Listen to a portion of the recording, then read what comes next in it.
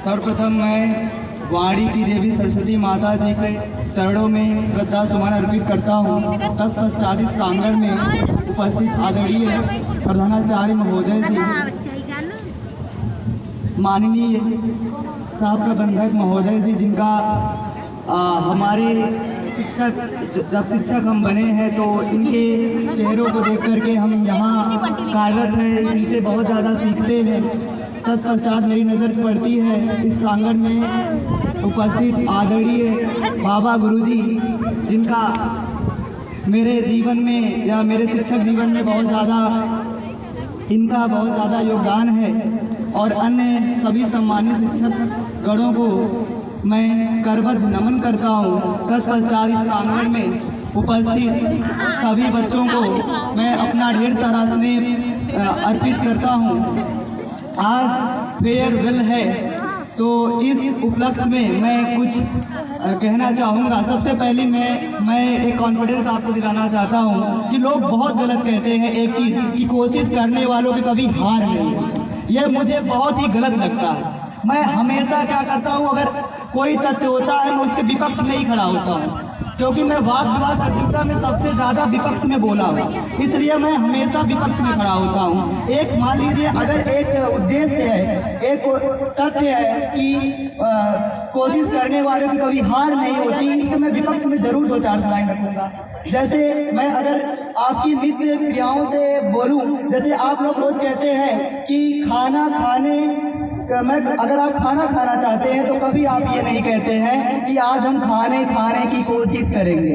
आपका जवाब क्या होता है? आप कहते हैं कि हम खाएंगे। सबसे बड़ी चीज़ ये होती है, अगर आप कहीं मान लीजिए आपको घर जा रहा है तो आप कभी ये नहीं कहेंगे कि हमें घर जाने की कोशिश करनी है, आप डायरेक्ट कहेंगे घर जाएंगे पक्का। तो यही चीज़ है, आपके जीवन में कॉन्फिडेंस होना चाहिए। अगर लोग कहते हैं कि ओवर कॉन्फिडेंस हो तो इससे कोई घबराने वाली बात नहीं होनी चाहिए। अगर हृदय में कॉन्फिडेंस नहीं होगा तो आपकी जो आवाज़ है, जो आपकी बुलंद आवाज़ है, वो कभी भी लोगों के द्वारा नहीं सुनी जाएगी। अगर आपको अपनी आवाज़ को रखना है, सामने प्रस्तुत करना है, तो आपको क्या होना चाहिए? कॉन्फिडेंस होना चाहिए। But confidence is necessary not sufficient. एक लाइन है, confidence is necessary but not sufficient. अगर कॉन्फिडेंस नहीं है तो जीवन में हम कुछ भी नहीं कर सकते हैं, लेकिन अगर यही कॉन्फिडेंस ज़्यादा हो जाता है तो हमारा क्या हो जाता है? जीवन खराब। उदाहरण आपके समक्ष उदाहरण बहुत है। सचिन तेंदुलकर से ज़्यादा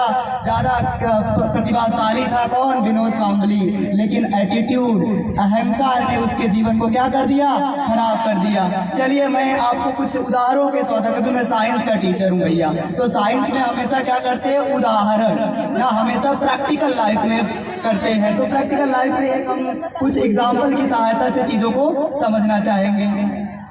तो एक चीज़ मुझे लगता है कि मैं अगर किसी क्लास में पढ़ाता हूँ, किसी भी क्लास में पढ़ाता हूँ, तो उसमें मेरी जो बात होती है, जैसे मैं फिजिक्स पढ़ाता हूँ, लोग कहते हैं बोरिंग है। अगर फिजिक्स बोरिंग लगती है तो गलती टीचर की है भैया, क्योंकि फिजिक्स इतनी ज़्यादा इंटरेस्टिंग है, ये इतनी, एक मैं कहता हूँ कि हमेशा जब बकबकी में पढ़ाता हूँ कहता हूँ ये ब्यूटीफुल लेडी है, बस हमें इसकी प्रशंसा करनी है, हर जगह इसकी प्रशंसा मिल जाएगी। बायोलॉजी वाले माइटोकॉन्ड्रिया में घुस के पढ़ाते हैं, वो चीज़ें दिखती ही नहीं है। फिजिक्स वाले क्या करते हैं? हर जगह भैया घर्षण दिख जाता है, हर जगह चीज़ें दिख जाती है। तो अगर आपको फिजिक्स बोरिंग लगती है तो गलती टीचर की है, लेकिन आपको बेसिक कैलकुलेशन आनी चाहिए, जो कि आपका क्या होता है? सबसे बड़ा, जो कि बेसिक कैलकुलेशन ही सबसे बड़ी प्रॉब्लम होती है, जो 6, 7, 8 में हमारी निर्भर करती है। पूरी 9 से लेकर के 12 तक की फिजिक्स जो होती है वो 6 से लेकर के 8 तक की मैथमेटिक्स या 9-10 की मैथमेटिक्स में निर्भर करती है। हमें जब भी हम पढ़ाते हैं तो हमें लगता है कि हमें 6 से 12 तक, 6 से 10 तक की जो मैथ है उसका कंप्लीटली वो नहीं मिल पाता है, जो हमें मिलना चाहिए, योगदान नहीं मिल पाता है। बच्चे जो होते हैं हमारे संपूरक कोण, कोटिपूरक कोण या नॉर्मल चीज़ों पर क्या करते हैं? बहस कर ले जाते हैं, उन्हें समझ नहीं आता है। तो हमारी फिजिक्स टफ नहीं है, फिजिक्स नहीं टफ है, टफ हमारी क्या है? उसका रास्ता है, उसके जो व्याख्या करने के शब्द है वो टफ है।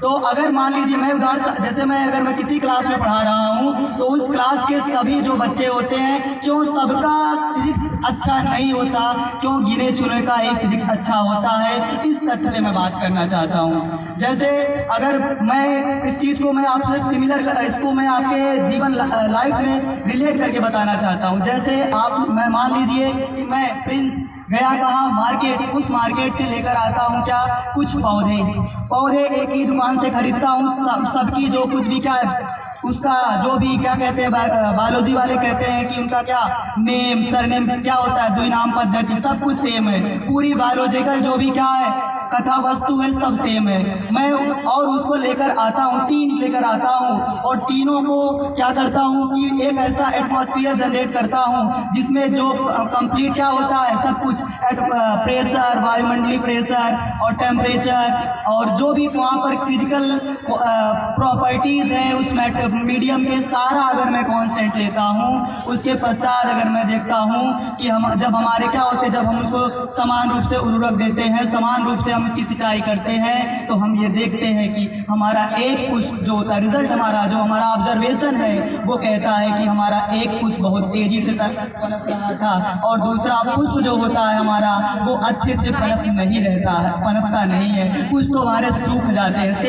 सेम मैं अगर फिजिक्स पढ़ाता हूँ तो मुझे ये दिखता है कि मेरे कुछ विद्यार्थी जो होते हैं जिनके 70 में 68 लाने की क्या होती है हिम्मत होती है, वो 0 लाते हैं।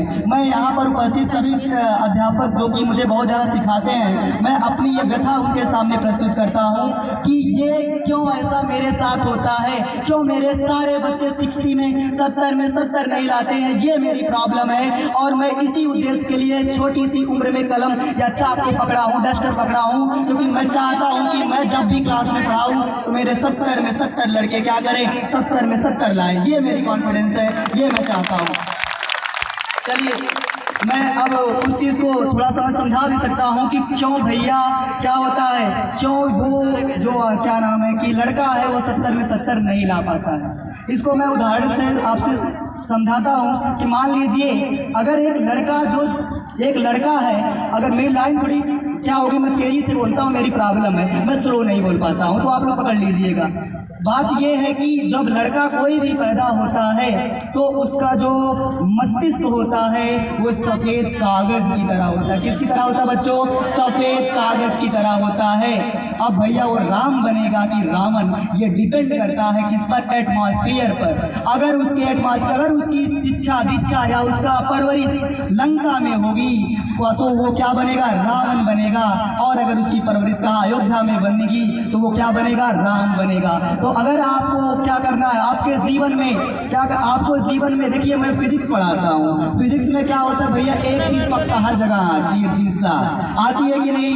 वो दिशा बॉलीवुड की हीरोइन नहीं, दिशा डायरेक्शन ना। आपको पता है ना, थोड़ा सा हंसा के पढ़ाना चाहता हूँ, गुरुजी से सीखता हूँ कि हंसा करके कैसे अपनी चीज़ों को पढ़ा सकते हैं। तो डायरेक्शन क्या होता है भैया?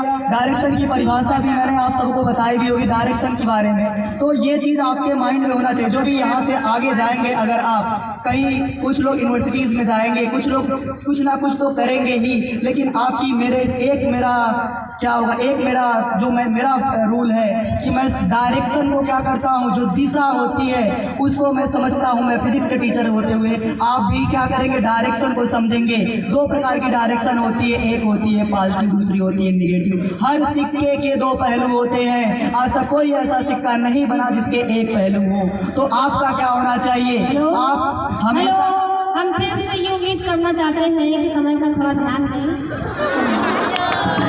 चलो अच्छा, ये मैं थोड़ा सा अपनी भावनाओं में बह जाता हूँ ना, जब भी बह जाता हूँ। इसके पीछे का रीज़न है भैया फिजिक्स। क्या रीज़न है? फिजिक्स कौन सा? न्यूटन का फर्स्ट लॉ, इनर्शिया, है ना भैया? कहानी क्या होती है? जब पूरा कहानी जाने दो, समय की गरिमा है, उसको हम रखते हुए क्या करते हैं, कुछ लाइनें जो कि हमारी एक बहनी थी ना, जिसको मैं परिधि क्लास में बोलता था।